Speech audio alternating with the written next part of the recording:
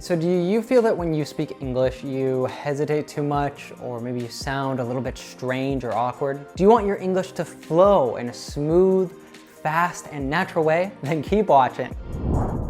So in this lesson, we'll look at 8 exercises that you can repeat daily to improve your pronunciation and, more precisely, connected speech. Now, when I say connected speech, I refer to the 4 modifications that natives make to most sentences and phrases. So we cut and reduce, we morph, and we connect or link sounds in English. Another very important thing that improves the way that you sound in English is word stress. So we'll see a bit of that as well. Now, a lot of my students tell me, Ethan, I want to be able to speak fast like a native. Well, you'd be surprised to find out that native speakers don't necessarily speak fast. It's just that because we connect our words in a special way, it sounds as though the speed is greater. But in most cases, it's actually not. So if you are willing to step outside of your comfort zone with me and practice out loud and apply the tips I'll share with you today, your English is going to sound a lot better and you'll have a lot more confidence in the way that you sound. In fact, I recommend that you watch the full video and then you use the chapters below and use the exercises as a daily warm-up before you have to speak English. Before we get into today's lesson, if you are new here and you're frustrated with boring methods of learning English that just don't seem to work, then you've come to the right place. Each week we create lessons like this one to help you go from feeling like a lost and insecure English learner to being a confident and natural English speaker. If that sounds like something that you would like to be able to do, then join our global community by hitting that subscribe button and the bell down below, and you will never miss out on any of our new lessons.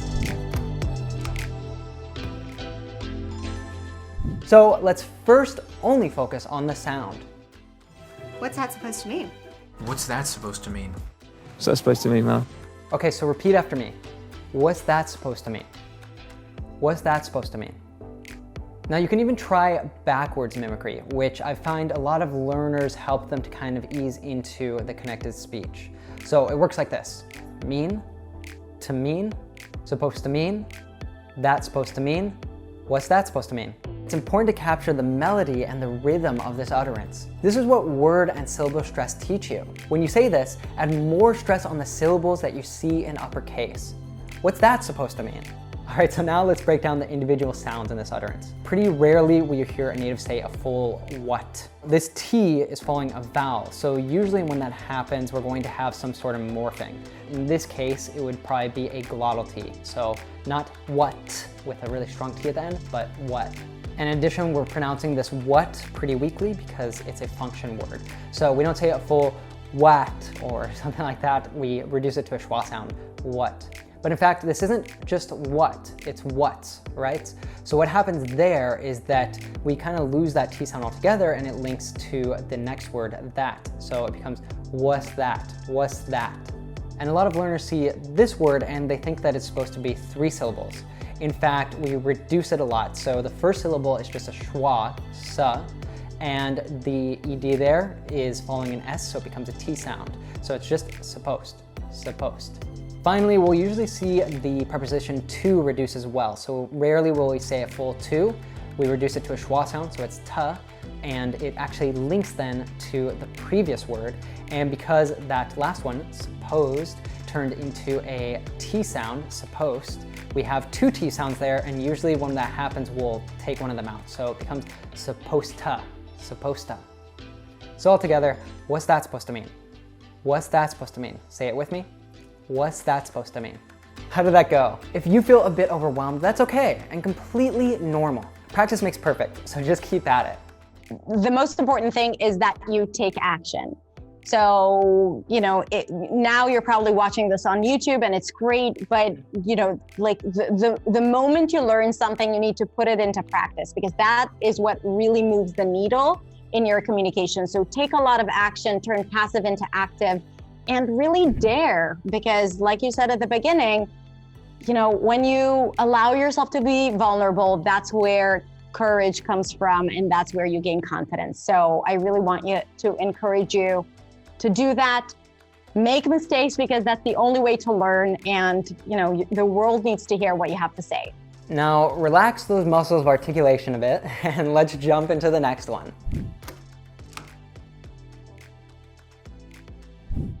What have you been up to?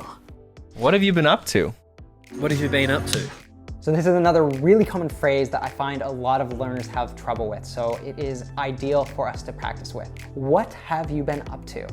What have you been up to? Okay, repeat it with me. What have you been up to? All right, so let's try the backwards mimicry technique again here. To, up to, been up to, you been up to, have you been up to? What have you been up to? So this is a really fascinating one in terms of connected speech. We only find cutting, reduction, linking, and morphing in the first two words. What have, what of, what of.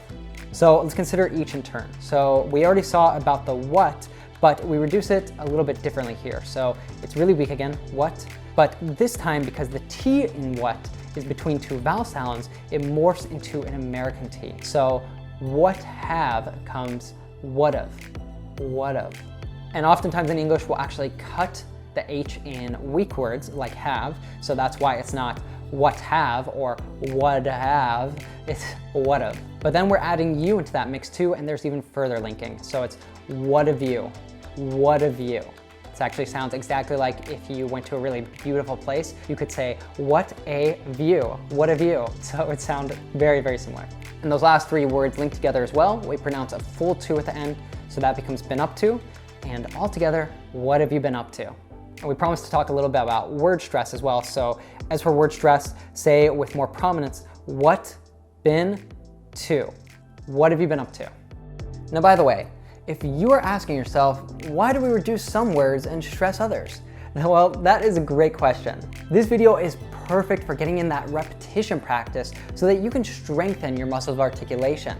But if you have not learned about content and function words, the building blocks of connected speech, then I highly recommend that you watch this lesson to deepen your knowledge about how connected speech works. So we'll link that up here and in the description down below so that you can check it out next.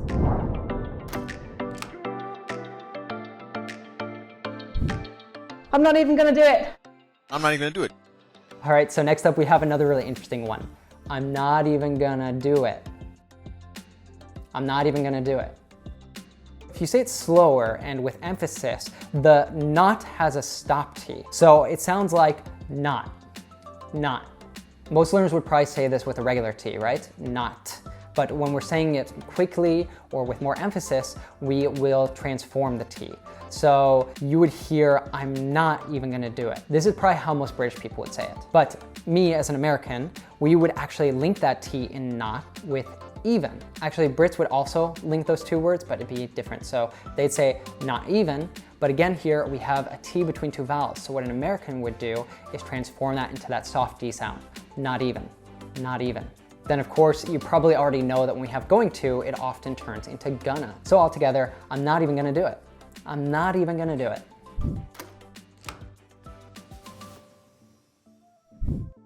That was what I was trying to do. That's what I was trying to do.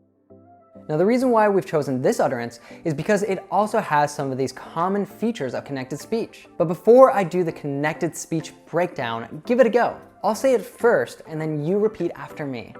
That was what I was trying to do. Repeat after me. That was what I was trying to do.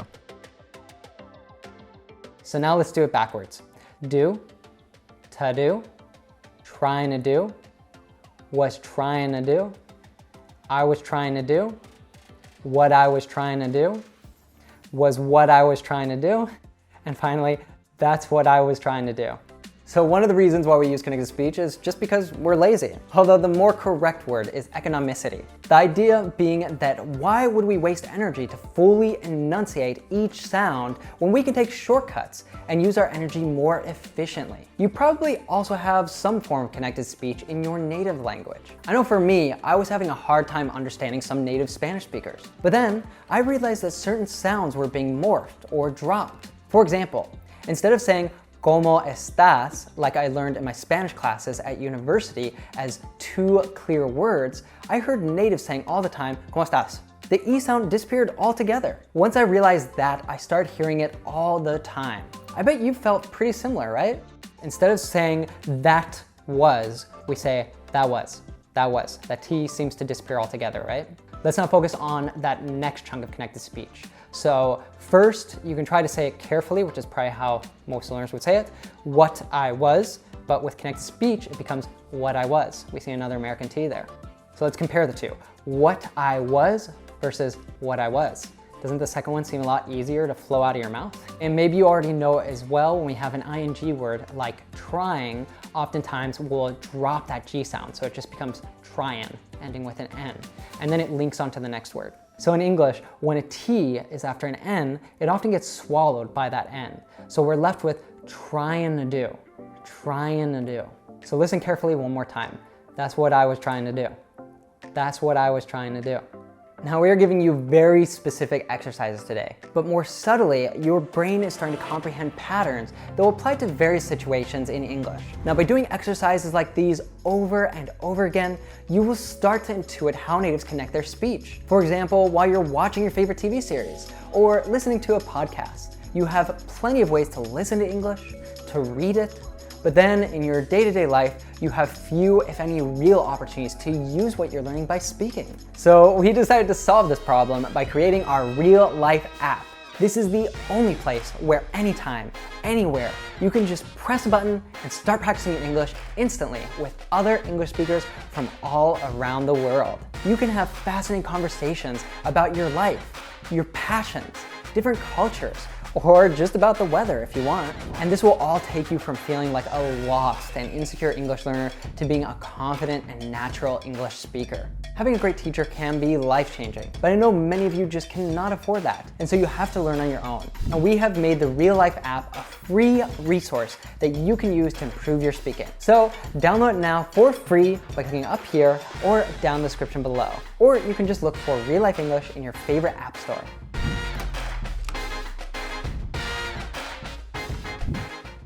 What are you going to do? What are you going to do? All right, so I'll say it and you repeat after me. Really try to focus in on those sounds. What are you going to do in the summer? One more time. What are you going to do in the summer? Now this one is quite interesting because you can say, what are you as what are you? Or you can reduce and connect even more and say it with more of a ch sound. What you? What you gonna do? Besides that, we have the classic gonna contraction, and it's important that you consider the reduction of the. So we rarely say the, we usually say the with a schwa sound. What are you gonna do in the summer? It's important for you to understand natives no matter how fast we speak and reduce our sentences. However, you may not want to overly connect your speech. For example, saying what you instead of what are you, because other English speakers could have a little bit of trouble understanding you. Now, when it comes down to it, the most important thing is intelligibility. In other words, in a globalized world, you want anyone to be able to understand you, not just native speakers.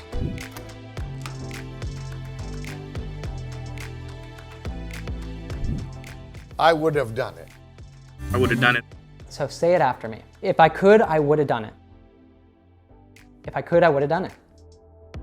So the key in this one is nailing the linking with would and have. I'm not sure if you noticed, I actually cut out the H sound in have altogether, which I believe we saw in an earlier example. So if you want to make it sound faster and smoother, then you want to say woulda, or you could even say would've. And you can do this for virtually any modal verb. So if we replace would with another one, we could have should have becomes shoulda or should've, coulda or could've, mighta or might've, and musta or must've. We can also look at how it would sound in the negative. So we could say, I wouldn't have done it. I wouldn't have done it. And the not disappears also almost altogether. When we see NT in negative contractions, often the T sounds disappear. So this is why hearing the difference between can and can't is so challenging for most English learners. We've actually made a lesson all about the differences between can and can't so that you can confidently understand them when you hear them used in fast English. You might want to check that out after you finish this lesson. And if you pay attention, there's also connecting between if and I, if I, and also with done and it, done it. So pay attention to me saying that one more time. If I could, I would have done it. Let's begin by simply repeating it and see how much of it you can copy before I give you the details. Really focus and open your ears. A huge part of fluency is being curious about how we speak and focusing on these kind of details. And all of a sudden it was. And all of a sudden it was. And then all of a sudden, And then all of a sudden it was over. And then all of a sudden it was over. All right, so there's a few different things going on in this example. So first, and then, I don't fully say that D sound. So it becomes and then. And this often happens with the word and, so definitely pay attention to that. And the other thing that's kind of happening here with and then is that when we have a D followed by a TH sound, the articulation of both those kind of happen in the same part of the mouth. So oftentimes one of the sounds will disappear. That's, again, and then we get rid of the D.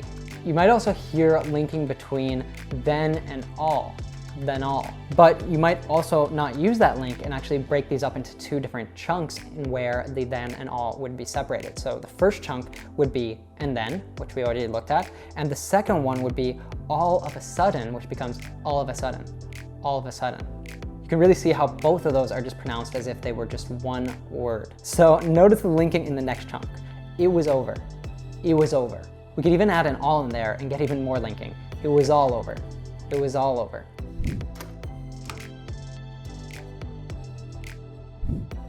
We've got to tell him.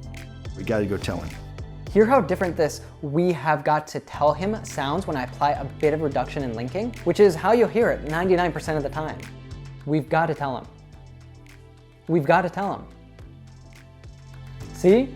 Okay, now let's take a look at what's going on with this one. So you probably already know that often got to becomes gotta, and pay attention that an American will say that without American T, gotta. Usually we'll also use contractions, so instead of saying we have, both those words really separated, would say we've as contraction. And it's not grammatically correct, but sometimes we'll even omit the have and say we gotta. Another peculiarity of this utterance is that the him actually doesn't sound anything like that. We cut the H and it just sounds like a schwa sound plus M. So this becomes tell him. And that doesn't just happen with him, it happens with most pronouns. So for example, instead of saying he, we'd say e. Does he know? Instead of her, we could just say Did you tell her? Instead of them, this even happens with them, yeah? So we can drop the TH and it just becomes and that sounds very similar to him. So sometimes you could even find that confusing and you'll have to figure out the meaning based on the context, but really it's usually pretty clear. Giving you an example then, we could say tell them becomes tell him. So that's pretty similar. Tell him, tell him. So altogether, we've got to tell him. We've got to tell him. And I gotta tell you, we've come to the end of this lesson. Here's a bonus connected speech sentence. What did you think about this lesson? See how that final D in did, when it comes before a Y, as in you, it sounds like did you? Anyway, I'm actually asking you that now. What did you think about this lesson? Leave us a comment down below. And I'd also recommend that you add it to a playlist so you can practice these exercises over and over again, which is really going to help you sound more fluent and natural. And if you haven't already, hit that subscribe button for more lessons like this one. Now let's test everything that you've learned today. So we will show you each sentence. Try your best to remember and say it out loud how it would be said with connected speech. Then, to check, I will say it for you. What's that supposed to mean? What have you been up to? I'm not even gonna do it. That was what I was trying to do. What are you gonna do in the summer? If I could, I would have done it. All of a sudden, it was all over. We've got to tell them. So if you found this lesson useful, then you might be interested in the one where we taught other ways in which you can improve your pronunciation and listening. Check it out here. Look at the sentence, I am going to go to the store.